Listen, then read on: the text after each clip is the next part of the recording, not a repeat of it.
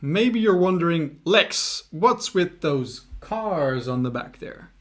Well, I am a bit of a car nut, right? I love my Porsches especially.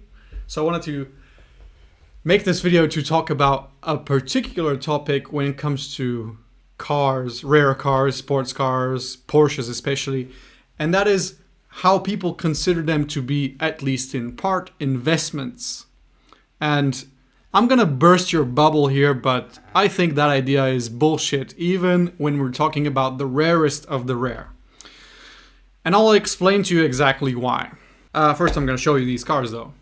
So this is I don't know, actually, this is a GT4 RS. No, this is a GT3 RS, the old ones, from an event I was at. And this is a older model, pretty nice.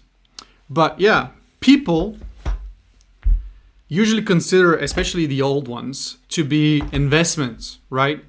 And why is that idea bullshit? Well, number one, okay, let's take the example. You have a car, and sure, it appreciates in value, but if you're keeping it for 3, 4, 5 years, you also have quite a bit of bills and expenses on that car. Insurance, maintenance, washing it, all these things.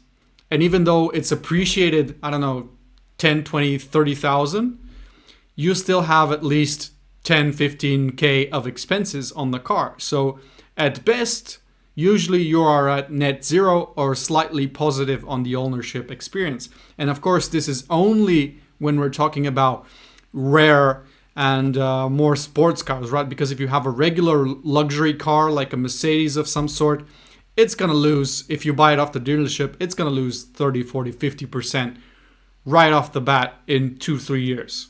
So these are definitely depreciating assets, but even the rare ones, right? If you take a look at the Carrera GT or the Ferrari F40, all of these really crazy, the investment of the investments in terms of cars. And even if you compare those to conventional investments like the S&P 500 over a certain period of time, you'll notice that over a long enough period, the stock market is always going to outperform any of those cars. And so that's why it doesn't really make any sense. But I know I can understand why people are calling them investments, because it's a way for them to justify the purchase of another exotic or another fun thing, right? This is guy math at its best. And I'm doing it as well myself all the time, but it's still important to keep it real. If you want an investment, just get an investment.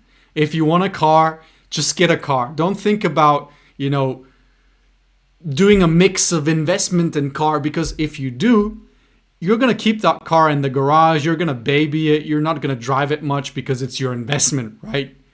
I think that's a dumb idea. Just get the car and enjoy the car, or just get the investment and don't bother with any extra work, right? Do either or.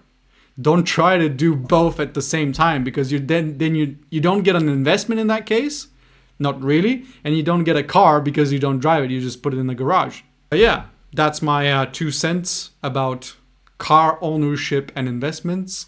And thank you for watching. I hope this has been at least somewhat interesting. See you next time.